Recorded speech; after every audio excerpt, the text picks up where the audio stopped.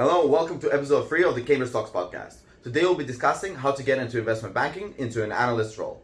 Our guest is Natalia Trufanova, who currently works in London in Aquaa Partners as a summer intern. Let's get it. Good to have you here. Can you please tell us a bit about yourself, where you are now, what you're doing? My name is Natalia. I'm originally from Russia. I just finished Queen Mary University with first. I'm super grateful because I just got my results like a couple of days ago. I Congratulations. cannot not to mention this. And yes, I'm currently in London working for an investment bank, obviously remotely right now. And I hope it's going to be like this until the end because I can sleep more. Yeah, that's a short brief. Short, brief. Yeah, makes sense. In the investment bank that you're in right now, is this something that you've been wanting to do for a while? Can you tell us how you got in there, about the process, what you did before, and what made you realize that you want to work in investment banking? Yeah, so for me, actually, the process was super long. I know Daniel told me that I can take my time explaining everything, so I will use this opportunity. So when I first got into Queen Mary in London, I basically didn't know what I wanted to do. I just knew I wanted to do finance. By the way, my degree is in economics. So at the beginning, when I just realized that I wanted to do something with economics and finance, I was thinking more about a central bank, or maybe in the future potentially World Bank or something. And then when I started liking finance subjects more rather than economics, and people were asking me, oh, where do you want to go? And at the beginning, especially in the first couple of weeks, there were many introduction talks where people go, you meet new people, and they're like, oh, I'm from blah, blah, blah school. I want to do this, this, and that. And I'm like, wow, that's super ambitious. Like, people know what they want to do. And like in 90% of the answers, I heard investment banking, investment banking, investment banking. And I remember my thoughts like, oh, investment banking, it should be something about investments. And I'm like, that sounds kind of interesting. I know my dad works with investments, I want to work in investment bank as well. So I started saying that I want to work in investment banking. And then when people were asking me why, I'm like, I don't know, it sounds cool. And then I actually started meeting with people and like for coffee and something, and I realized that people work like crazy hours, they do not sleep, they have sleep deprived and etc. And I'm like, wow, that sounds harsh, like I'm not ready for this. And I started looking, and then I realized that investment banking is actually not about investments Not at about all. investments at all. Yes. And then I'm like, okay, what is about investments is asset and wealth management. I'm like, that sounds interesting. So that's why I started looking more into asset managers, wealth managers. And yes, and I decided that because I'm not a European or especially British, like it would be super hard for me to get into wealth management industry working with like super ultra net worth individuals from Britain, like my English is not that great to speak with them. And that's how I got into Barings, because I started applying pretty late in my first year for all of the inside days and internships. And what helped me is cold emailing and cold calling. So that's how I got into Barings. I did 2 weeks there, and I'm like, it's interesting what they do, but I'm not sure that's for me, because it was a little bit boring. Do kind of the same research all day long, like you work on the same companies almost every day. Well, that was my perspective. And So you didn't enjoy Bearing that much. You wanted something else. If my team was a bit younger, they had like externally, because all of the inside days people and students they had, first of all, they were mainly from schools, like school leavers. They were in their 10th, 11th form, 12th form, and they were usually like children of some people who were working in Barings. And I remember the first day when I came to sign the contract that I'm going to be working there, a woman was like, oh, who do you have working here? I'm like, well, no one. I'm just by myself. And so that's why my team was mainly family people, like Yeah. married man with kids, family, and yeah, like it was super cool to hang out with them, go for drinks, and they can tell you a lot, everything they know, all of the secrets and insights, what they've learned in their like 30 years career. Like it's good, but They were that old. They were that old, like 40, 50. yeah. Yeah. Okay. No, it was interesting, but you know, when you're not even 20 years old, you would like to hang out with some younger people. Yeah. Um, yeah. So I think this, like, it was a bit boring for me, and the team was a bit too old for me. And Maybe that's why. that moment you realized what you wanted to do, or Yes, I think it was after, and I'm like, okay, I need to apply. To be honest, I started applying pretty late as well. And because I don't have any investment banking internship or anything, I thought that I would try myself in research or asset management, because I thought I already had some experience in this, and it would be easier for me to start working in a bank as an asset management intern, and then I would network a lot within the bank, and I will try to transfer to some other departments, or maybe I would love it working as as an asset manager, who knows. Yeah, the thing is, I started applying pretty late, and then I got a couple of assessment centers, but I should say I wasn't prepared enough, and maybe it's good that they didn't take me. um, and then I went to LSCAC, Alternative Investments Conference. It's like a 2 days conference, which is like pretty cool. There were people from America, from Asia, and they just flew to the UK just for this conference. I was pretty surprised by this. I didn't know it's like so huge and well known across around the world. And I heard people were talking about private equity and venture capital, VC. okay. Yes, and after this conference, I tried to network a lot with people from these two worlds. And yeah, everyone was telling me that the way in there is to do your investment banking internship. And I'm like, okay, kind of, it was like February, I think. And I'm like, okay, it's February 2019. It's a bit too late to apply. It's not too late, like it's completely out of the time frame to apply for these companies. So I started calling again and cold mailing. I wasn't successful. And then through my network, How many cold calls and cold emails do you think you've written in the past year? a lot, around 70 for sure. Around 70. Yeah, let's quickly touch base upon that approach, because the approach that we've been taught in a business school currently for our masters is such that essentially you have to throw away that approach and not waste your time. You have to be smart about it, aka do something in advance for the person that you're going to reach out to in order to basically have pay forward. So did you think about taking an approach like that? I mean, I'll give you an example. I've heard a crazy story of a cake being delivered to Goldman Sachs with a CV written on it in icing. Have you ever thought of some crazy way to apply like that? Or have you just decided for yourself, hey, I have a list of companies and just going to cold email and cold call? Yeah, I think my approach was mainly the second one. Like, to be honest, I think it takes almost the same amount of time for cold emails and cold calls as for normal applications to big banks. Because first of all, yes, it takes how a lot of the time to write this application, your cover letter, then to prepare for video interviews, then to prepare for all of these numerical tests. In these terms, yes, like big banks applications take a lot of time, but at the same time, for cold emails and cold calls, first of all, what do you need to do?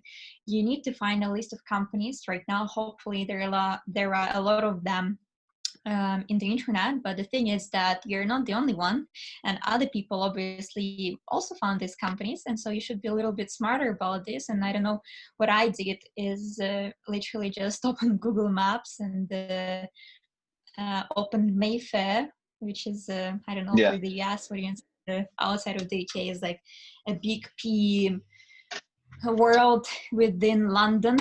And so I opened Mayfair area. I'm like, okay, I need a PE firm.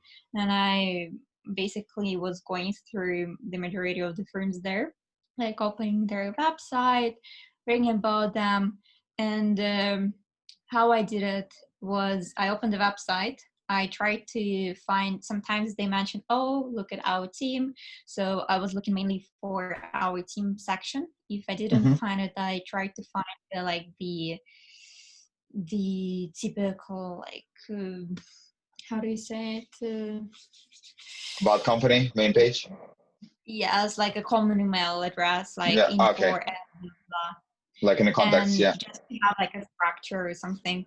And if I had the first company where they have their team and the person has its phone number and an email address, it's like amazing. I found my company. But with the second ones, it was a bit harder. And then the second part is because it's a PE company, or even it's just like an investment banking boutique, there is zero basically information about them, and their website is just about their services and how much they charge for it and their team and how much experience each person in the team has. So it also takes a lot of time to Yeah. I research. was about to say it's very time consuming. On top, you had your degree to Yeah. finish off. You had your exams coming up, and you were applying for masters as well. Is that right? Yeah. Or you were already done with your master's applications? When I was finishing my second year, as you're right, I was doing my final exams at the same time. I was cold calling everyone in Mayfair while I was trying to, and then yes, and I had to prepare for my exams, so it was like a super stressful time for me. And so this year I applied for masters before Christmas, before like beginning of January mainly. Yeah, before 3rd of January I was done with my master's applications, and then I started cold emailing in like January Okay. again. Yeah. And would you would you say that's really hard work? Like, how many hours a day would you spend on this? Like all your free time? Were you fully dedicated to this? So after this year, for example, when I was like fully focused on investment banking and I knew what I wanted to do and I knew where I want to go, um, after my exams, I had about 2 weeks of holidays before my uni starts. And I think I spent like a week non-stop uh, writing these emails, finding the information. And I think I emailed about like 15 companies. Hmm. So I don't know, just to give you a little bit of sense, it's Yeah. like Yeah. yeah, about 2 companies a day. Yeah. And yeah, just if you can quickly tell us how you deal with rejection, how to stay persistent, like what kept you going, what kept you motivated. I guess it's the want to be in investment banking, but if you can tell us what it was. I don't know. I just thought it's something normal, and I was talking to people, and everyone was telling me, "Yes, I have lots of rejections." And at some point, I made it as a game for myself. So I have this job apps folder in my email, and I have all of the rejections there. So that's for me. Like I'm thinking when I will be successful and reach, I'll open this folder just to to please my ego. Do you think it's important to have a background in economics? Like, do you during your application process was there a lot of like technical questions regarding the job itself, or do you think motivation is more important, let's say, than a degree in economics? Is it possible essentially to get in with a degree from a Yeah. different background, let's say from physics? Do you have those people as well? For those that might want to go in investment banking but are already studying in a degree completely unrelated. Yeah. I think that as people say that degree doesn't matter, it doesn't. Like I went to an open day in Societe Generale and I met an MD who did his master's in philosophy, and his previous degree was like bachelor's. I don't know, in something else, in Yes. like psychology, something like this. Okay. And he's an MD in investment bank in Societe Generale. Like Okay. It's in my personal opinion, it's literally all about motivation, how you can present and how you can interpret your experience, what you had before, and how you can apply it in an investment bank. Like, you've been in a society, in an astrophysics society, right? It has nothing to do with the economics, finance, or whatsoever, but you can still find skills that will help you in a job itself. And yes, so degree, in my opinion, is not important, but But you would you? should be very aware of technical questions, because like when I was interviewing first with big investment banks, because I had a couple of interviews in assessment centers, I was like, why do I need to know all of this stuff? People tell me that I will learn everything at work, but by knowing answers for some typical questions, you show your motivation, and that you actually, I hate to say this, that you actually have done your homework, like you prepared, and that Yeah, but you show. it's you're going into a job environment, whereas you mentioned earlier you're working 11, 12 hours a day, sometimes even more, Mhm. and you have crazy hours. I Much think more, like I much more. work 12, yes, I work 12 hours a day now, like I'm an intern. So yeah, that's what I'm saying. So it's expected that you put in the hours before. They want to see that you put in those hours beforehand. Wouldn't you agree with that? Yeah. Yeah. Uh, let's do a little dive into your current role, and then we'll talk about LSC a little bit. So Mhm. if you could tell us about your day to day, about your 12-hour days as an intern, what time you get up, is the day to day like, are you doing the same thing? What kind of meetings you have, and so forth. Just Yeah. tell us about that. Yeah, so at the beginning, in my first 2-3 weeks, kind of, I was super motivated. I woke up every day at like 6:30, 7 a.m. I went for a run, do some exercises, then obviously like shower, breakfast, and then at 9 a.m. sharp, I'm in front of my laptop, ready, to break this world. Yeah.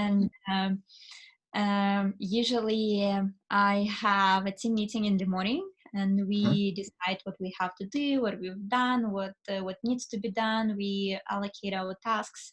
Then tasks can be very different, starting from research to doing some research on PitchBook, like finding some companies on PitchBook, and doing some company profiles, like doing some graphs on Excel, PowerPoint, working in PowerPoint or Excel to do something else. Yes, and then usually in the evening we also have a quick call, just because like we are not in the office, and it's kind of hard to understand and what point are we on if we don't speak with each other. And so obviously we speak during the day, but it's like just to have this start and end point Mhm. to see the progression. And yes, at PM we usually have a second call to to check out, to say what we've done, and then usually there is something else to be done, and that's why yeah, I work 12 hours. Yeah, Is I sometimes it can be like it's been many times when I was on a run in the evening, for example, or it was like, okay, I'm gonna go to bed, and then at 11 p.m. My team calls me and needs something ASAP. So Yeah. Is it true you get like emails like please fix this, and then you just get a file attached highlighted with yellow things? Does that happen often? well, I think it happened like, I don't know, once or twice, Yeah. because I'm mainly working on PowerPoint, and all of the, Okay.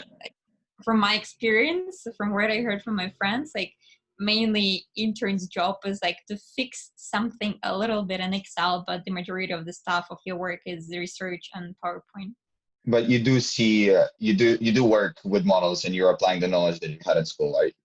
If you can give us a little insight into exactly, Yeah. I don't want you to disclose anything like specific from the firm, but if you can give us an Yeah. insight into what the models look like. Is it like classic DCFs that you find in PitchBook, and like do you use Yeah. PitchBook? Do you use Bloomberg? How do you go about that? So as far as I know, Bloomberg, like when I was at university, I was like, I need to know Bloomberg. Like it's something that I just need to know. Yeah, I remember at QMTS especially. Yes, especially at our great society. And because Queen Mary had access to Bloomberg, I'm like, okay, Queen Mary is great. They're providing like something valuable knowledge to me, like Mhm. the ones and the last, but yeah. And but then when I started working, like no one uses Bloomberg. Like people use Bloomberg if you're a trader, or yeah, I don't even know if you use a Bloomberg terminal outside of the trading floor. Like maybe for some research, but Yeah. yeah, So would you say you're primarily using Facebook or other sources? And then are you doing classic DCFs, or do you guys have I'm your own? not doing DCFs myself, and this Mhm. is what I also learned from people from banks who are interns and even analysts, like full-time analysts. Apparently, you do not build a model yourself before you're like 3-4 years in the industry. Like I spoke recently with a girl from JP Morgan, and she is like, what model are you talking about? Like I've never touched my own model. Like, I've never built one. Like, yes, she's working and she's editing something in the model that was built before, but you do not build a model, at least in around my friends, like what I heard, what I asked. Different investment banks obviously have their own, like some of them have ethical issues, some of them don't. Is your goal to maximize the wealth of the client to make the smoothest process possible, or is your goal to essentially take the highest fee possible? For the bank that I work in, is client is the first, because we're not a big bank, like we have up to Yeah. 10 employees, and for us client is the first thing. Like if client is happy, we're happy. And I think the thing about fees comes from the client. If the client is happy, he will be ready to give you more fees. And if the client is not happy, like I think he will also try to screw you over in this. And I will just ask another question regarding preparing for a role in investment bank. As you mentioned, you're an intern. What they teach in business schools and in universities around the world when you study finance, like how to build DCFs. You have the unlevered betas, you have the betas, and so on to value a company. Would you say it's more important in your free time to practice PowerPoints than to practice Excels? For interviews, no. For real job, yes. For real job, practice your Excel guru skills and PowerPoint. Okay. And so I hope that's helpful for some of the people. But let's talk about your future degree, why you picked that degree. Can you tell us a bit about that? Yeah. So first of all, I'm Russian, and I need a visa to stay in the UK. That's probably my reason number one to do my master's degree, especially at LSE, because I hope that LSE will open me another door. Plus, I will learn something new that actually can be applicable in the world, in my future job. And as far as I've spoken to a couple of people who did the same degree, because I'm doing masters in accounting and finance, Mhm. they said that it's actually super useful, super helpful, and especially if you want to go into PE world in the future, it's like super helpful to understand accounting and how it works, and like how to do some magic tricks in there. Mhm. So thinking about like future perspective, I hope it will also teach me some applicable knowledge. Yeah. I hope. Are you planning to focus on studies during your time in how do you think you're gonna spread your time out in LSE? Because there's people who focus on networking, there's people who focus fully on studying, there's people who focus on Yeah. extracurricular activities. What did you find was the most helpful during your Queen degree, and what are you looking to change for your LSE degree? So when I was at Queen Mary, um, um, like there were different needs at Queen Mary during all these 3 years, because I was learning more information and I was trying to adapt to it and change like my strategy and applications and stuff. And I think that networking from Queen Mary, it was the key, because when you apply for big banks, you're not in priority. But if you network enough, maybe people can say a word about you to HR people, and suddenly you have an interview or something, you know, suddenly they're interested in you. So I would say that if you're not from targeted universities and schools, I would say that networking is the key. Mm-hmm. Plus you learn much more about the job, and I'm pretty sure at non-target universities, careers centers are not that great either, at least at Queen Mary. I can't say for all of them, but this is what I heard from some people as well. Again, just speaking about my own experience here. At LSE, I'm planning to focus on applications in the first half, not even the first half, maybe the first quarter, like September, October time, hopefully. I will get some big names. Yes, and then studying. Like I heard Studying. studying. You want to focus on your studies because, well, as you described earlier, being at a target school helps in a way that you can just devote your time to studying. Would you agree? Yeah, Yeah. I think so. Yeah, especially if you have some previous experience. And I think that people start networking at LSE super hard. The ones who either didn't have some experience before or didn't get anything in September, October. So let's see how I'm going to be progressing. Okay, I'm saying right now, yes, I'm going to focus on studying, but who knows in this world what's going to be. Um, Yes. And people who didn't do anything before and they're like, oh, damn, I have only 1 year left, especially if you're an Yeah. international student like me. And that's why people start networking, like do something super hot. And then the latest they care about is your university degree. Okay, that makes sense. So let's touch upon some closing notes, I guess. What do you think is the for someone coming from a different background who wants to go into finance, wants to go into investment banking, how would you say they should approach it? Let's say you're from a non-target school and you didn't study finance, a finance-related degree. How do you approach getting into investment banking if you really want to do it? First of all, I would say is read about investment banking and follow some news, like just some do your research, just to understand, not being like me thinking that investment banking is about investments. Mhm. And yeah, first of all is doing some research and actually realizing that this is what you want to do. And then secondly, I would say try to find some alumni from your school who currently work in not even in top names, but like just somewhere in the investment banking world.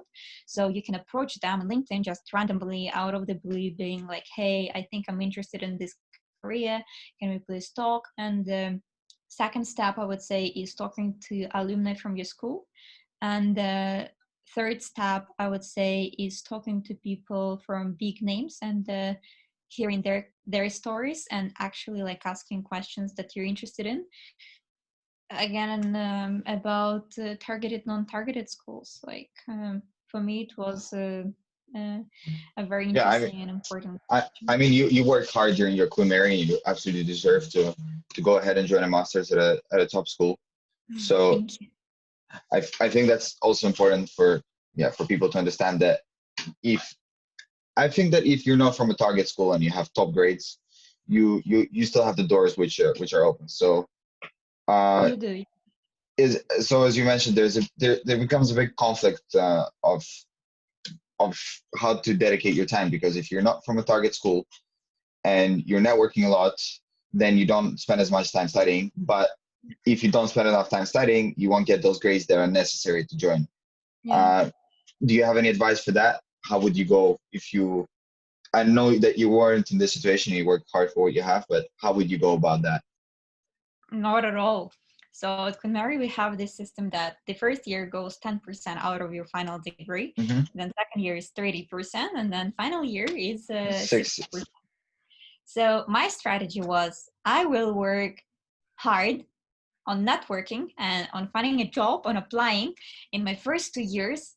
I will get about like 70, maybe first to one, like it's fine. I will change it in my third year because I'm smart, I'm successful, I'm networking super hard, and I have lots of friends in the industry. Like people are gonna help me, and I'm gonna help myself. But I ended up in the situation where I didn't have anything, and my grades were not that great. Mm-hmm. And so I had to work even harder in my third year to get my grades. And yeah, I think it worked out despite Yeah. coronavirus. And this is an interesting question I just have for that I like to ask is if you But can give your. sorry, just going back to the Mhm. point about like how much time you should spend. Do not follow my path, and in your first and second year, where subjects are super easy, like Mhm. targeted and targeted school, it doesn't Mhm. matter. Like first 2 years are super easy in general, like especially when you look back. So try to spend time and try to get at least first like 70.2 is a first, like it's fine, it's gonna help you a lot in your third year, in your last year. That's I think that would be a better strategy for me. And yeah, as finance people will love to read finance books. If you can give us the top 3 books that you've read during your time, not academic, non-academic books. So Yeah, this is yeah. the book for people who don't know, Joshua Rosenbaum and Joshua Pirro. Yes, this is the Bible. The second book I found kind of interesting, especially for people who just start getting into the industry, is Liar's Poker by Michael Lewis. Yeah. The third book, it's not a book, but it will help you a lot in your preparation and interviews for investment banking. It's 100 questions for investment banking from From how the to vault. break into Wall Street, Uh, available on the internet. That's like if someone told me that I have to at least skim through these three pieces of from information Wall Street Oasis. from breaking into Wall Street. Breaking into Wall Street. All right. Because I've heard recommendations of reading The Vault. I don't know if you read the guide on the interviews. It's about 250 pages long. I remember the story for myself of when I was interviewing for my internship. My friend asked me, by the way, have you read this? And I said, no, I haven't even heard about it. And I was in the morning on my way to the interview, and I opened on the train this Vault, the guide for trading interviews, and it was 100 pages long. So yeah, I guess to be getting ready for the questions, I've got similar recommendation from different divisions. So thank you for that, Natalia. It was great to Thank have you you. very much for your time. Thank you guys so much for watching this episode. I hope you have enjoyed. Please don't forget to like, share, and subscribe, and I'll see you guys on the next episode of the Cambridgestocks podcast.